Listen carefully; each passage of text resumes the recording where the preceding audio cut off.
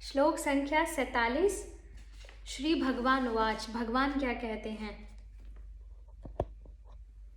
मया प्रसन्नेन तवार्जुनेदं रूपम परम दर्शितमात्म योगात् तेजोमयम विश्वमनंतमाद्यम यन्मे त्वदन्येन न दृष्टपूर्वम्।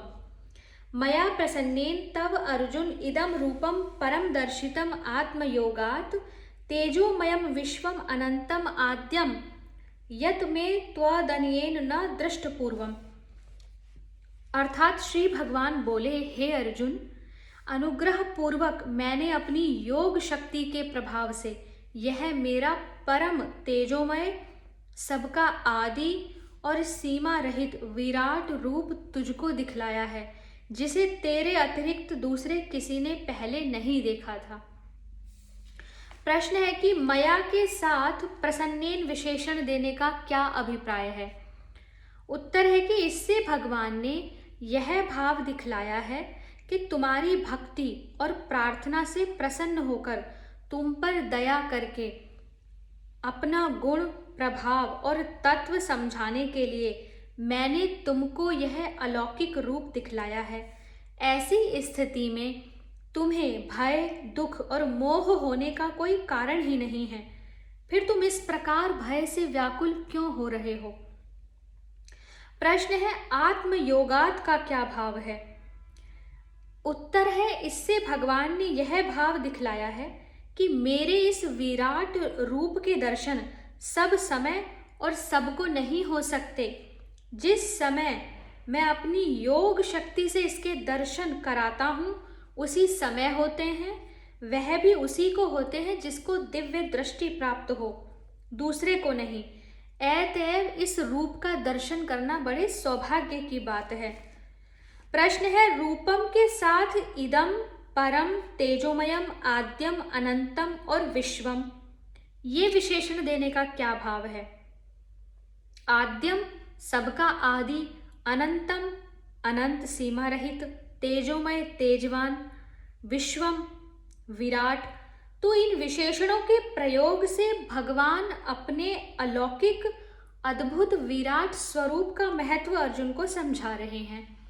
वे कहते हैं कि मेरा यह रूप अत्यंत उत्कृष्ट और दिव्य है, असीम और दिव्य प्रकाश का पुंज है, सबको उत्पन्न करने वाला, सबका आदि है, असीम रूप से विस्तृत है, किसी और से भी इसका कहीं और छोर नहीं मिलता। तुम जो कुछ देख रहे हो यह पूर्ण नहीं है, यह तो मेरे उस महान रूप का अंश मात्र है। प्रश्न है कि मेरा यह रूप तेरे सिवा दूसरे के द्वारा पहले नहीं देखा गया। भगवान ने इस प्रकार कैसे कहा, जबकि वे इससे पहले यशोदा माता को अपने मुख में और भीष्म आदि वीरों को कौरवों की सभा में अपने विराट रूप के दर्शन करा चुके हैं। इसका उत्तर है कि यशोदा माता को अपने मुख में और भीष्म आदि वीरों को कौरवों की सभा में जिस विराट रूप के दर्शन कराए थे, उनमें और अर्जुन को दिखने वाले स्वरूप में बहुत अंतर है। तीनों के भिन्न भिन्न वर्णन हैं। अर्जुन को भगवान ने जिस रूप के दर्शन कराए उसमें भीष्म और द्रोण आदि शूरवीर भगवान के प्रज्वलित जलते हुए मुखों में प्रवेश करते दिख पड़ते हैं। ऐसा विराट रूप भगवान ने पहले कभी किसी को नहीं दिखलाया। अतएव भगवान के कथन में किसी प्रकार की भी असंगति नहीं है। श्लोक संख्या 48। न वेद यज्ञाध्ययनैर्न दानैर्न च क्रियाभिर्न तपोभिरुग्रह एवं रूपः शक्य अहम नरलोके द्रष्टुं त्वदन्येन कुरु प्रवीर। न वेद यज्ञाध्ययनैर्न दानैर्न च क्रियाभिर्न तपोभिरुग्रह एवं रूपः शक्य अहम नरलोके द्रष्टुं त्वदन्येन कुरु प्रवीर। अर्थात हे अर्जुन, मनुष्य लोक में इस प्रकार विश्व रूप वाला मैं न वेद और यज्ञों के अध्ययन से, न दान से, न क्रियाओं से न उग्र तपो से ही तेरे अतिरिक्त दूसरे के द्वारा देखा जा सकता हूँ। प्रश्न है कि वेद यज्ञाध्ययने दाने क्रियाभि और उग्र तपोभि, इन पदों का और उनसे भगवान के विराट रूप का देखा जाना शक्य नहीं है। इस कथन का क्या भाव है? इसका उत्तर है कि वेद वेत्ता अधिकारी आचार्य के द्वारा अंग उपांगों सहित वेदों को पढ़कर उन्हें भलीभांति समझ लेने का नाम वेदा अध्ययन है। यज्ञ क्रिया में सुनिपुण याज्ञिक पुरुषों की सेवा में रहकर उनके द्वारा यज्ञ विधियों को पढ़ना और उन्हीं की अध्यक्षता में विधिवत किए जाने वाले यज्ञों को प्रत्यक्ष देखकर यज्ञ संबंधी समस्त क्रियाओं को भलीभांति जान लेना यज्ञ का अध्ययन है। धन संपत्ति अन्न जल विद्या गौ पृथ्वी आदि किसी भी अपने स्वत्व की वस्तु का दूसरों के सुख और हित के लिए प्रसन्न हृदय से जो उन्हें यथा योग्य दे देना है, इसका नाम दान है। श्रौत स्मार्त यज्ञ आदि का अनुष्ठान और अपने वर्णाश्रम धर्म का पालन करने के लिए किए जाने वाले समस्त शास्त्र विहित कर्मों को क्रिया कहते हैं।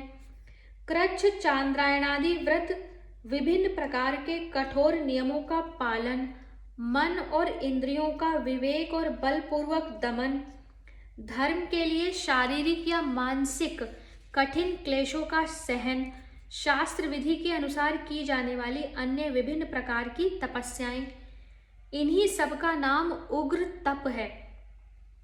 इन सब साधनों के द्वारा भी अपने विराट स्वरूप के दर्शन को असंभव बताकर भगवान उस रूप की महत्ता प्रकट करते हुए यह कह रहे हैं कि इस प्रकार के महान प्रयत्नों से भी जिसके दर्शन नहीं हो सकते, उसी रूप को तुम मेरी प्रसन्नता और कृपा के प्रसाद से प्रत्यक्ष देख रहे हो।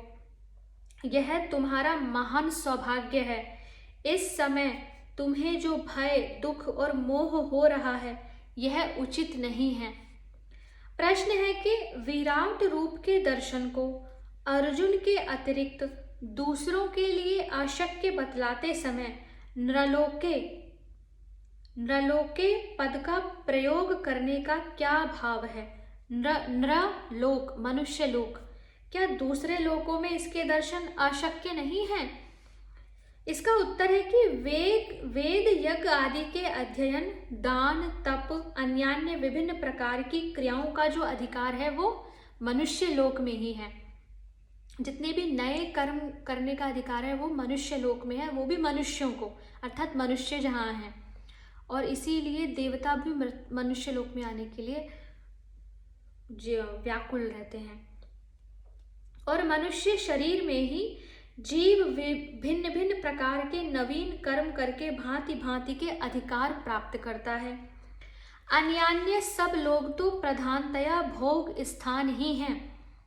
मनुष्य लोक के इसी महत्व को समझाने के लिए यहाँ नृलोके पद का प्रयोग किया गया। अभिप्राय यह है कि जब मनुष्य लोक में भी उपयुक्त साधनों द्वारा दूसरा कोई मेरे इस रूप को नहीं देख सकता, तब अन्यान्य लोकों में और बिना किसी साधन के कोई नहीं देख सकता। इसमें तो कहना ही क्या है। प्रश्न है कुरु प्रवीर संबोधन का क्या भाव है? उत्तर है इसका प्रयोग करके भगवान ने यह भाव दिखलाया है कि तुम कौरवों में श्रेष्ठ वीर पुरुष हो। तुम्हारे जैसे वीर पुरुष के लिए इस प्रकार भयभीत होना शोभा नहीं दे सकता, इसलिए भी तुम्हें भय नहीं करना चाहिए। श्लोक संख्या 49। माते व्यथा माचे विमूढ़ भावो दृष्ट्वा रूपम घोर मी द्रंगम मेदम व्यपेत भी प्रीत मनः पुनस्तवम तदेव में रूपमिदम प्रपश्य। माते व्यथा मा च विमूढ़ भावा दृष्ट्वा रूपम घोरम इद्रक मम इदम व्यपेत भी प्रीत मनः पुनः त्वम तत एव मे रूपम इदम प्रपश्य। प्रपश्य का शाब्दिक अर्थ है देख। इसका भाव है कि मेरे इस प्रकार के इस विकराल रूप को देखकर तुझको व्याकुलता नहीं होनी चाहिए और मूढ़ भाव भी नहीं होना चाहिए। तू भय रहित और प्रीति युक्त मन वाला होकर उसी मेरे इस शंख चक्र गदा पद्म युक्त चतुर्भुज रूप को फिर देख। भय रहित और प्रीति युक्त। प्रश्न है कि मेरे इस विकराल रूप को देखकर तुझको व्याकुलता और मूढ़ भाव नहीं होना चाहिए, इसका क्या भाव है? इस कथन से भगवान ने यह भाव दिखलाया है कि मैंने जो प्रसन्न होकर तुम्हें इस परम दुर्लभ विराट स्वरूप के दर्शन कराए हैं, इससे तुम्हारे अंदर व्याकुलता और मूढ़ भाव का होना कदापि उचित न था। तथापि जब इसे देखकर तुम्हें व्यथा और मोह हो रहा है और तुम चाहते हो कि अब मैं इस स्वरूप को संवरण कर लूं, तब तुम्हारे इच्छा अनुसार तुम्हें सुखी करने के लिए अब मैं इस रूप को तुम्हारे सामने से छिपा लेता हूं। तुम मोहित और डर के मारे व्यथित न हो। प्रश्न है कि त्वम के साथ व्यपते भी और प्रीत मनः विशेषण देने का क्या भाव है? व्यपेत भी, भय रहित। उत्तर है कि त्वम के साथ व्यपेत भी और प्रीत मना विशेषण देकर भगवान ने यह भाव दिखलाया है कि जिस रूप से तुम्हें भय और व्याकुलता हो रही थी, उसको संवरण करके अब मैं तुम्हारे इच्छित चतुर्भुज रूप में प्रकट होता हूं, इसलिए तुम भय रहित और प्रसन्न मन हो जाओ। प्रश्न है कि रूपम के साथ तत् और इदम विशेषण देने का क्या अभिप्राय है तथा पुनः पद का प्रयोग करके उस रूप को देखने के लिए कहने का क्या भाव है? इसका उत्तर है कि तत् और इदम विशेषण देकर यह भाव दिखलाया है कि जिस चतुर्भुज देव रूप के दर्शन मैंने तुमको पहले कराए थे एवं अभी जिसके दर्शन के लिए तुम प्रार्थना कर रहे हो, अब तुम उसी रूप को देखो। यह वही रूप अब तुम्हारे सामने है। अभिप्राय यह है कि अब तुम्हारे सामने से वह विश्व रूप हट गया है और उसके बदले चतुर्भुज प्रकट हो गया है। अतएव अब तुम निर्भय होकर प्रसन्न मन से मेरे इस चतुर्भुज रूप के दर्शन करो। पुनः पद के प्रयोग से यहाँ यह प्रतीत होता है कि भगवान ने अर्जुन को अपने चतुर्भुज रूप के दर्शन पहले भी कराए थे। 45वें और 46वें श्लोकों में की हुई अर्जुन की प्रार्थना में तत् एव तेन एव पदों के प्रयोग से भी यह भाव स्पष्ट होता है। इस प्रकार चतुर्भुज रूप का दर्शन करने के लिए अर्जुन को आज्ञा देकर भगवान ने क्या किया, अब संजय धृतराष्ट्र से वही कहते हैं। श्लोक संख्या 50 से आगे के वीडियो में पढ़ेंगे। हरे कृष्णा।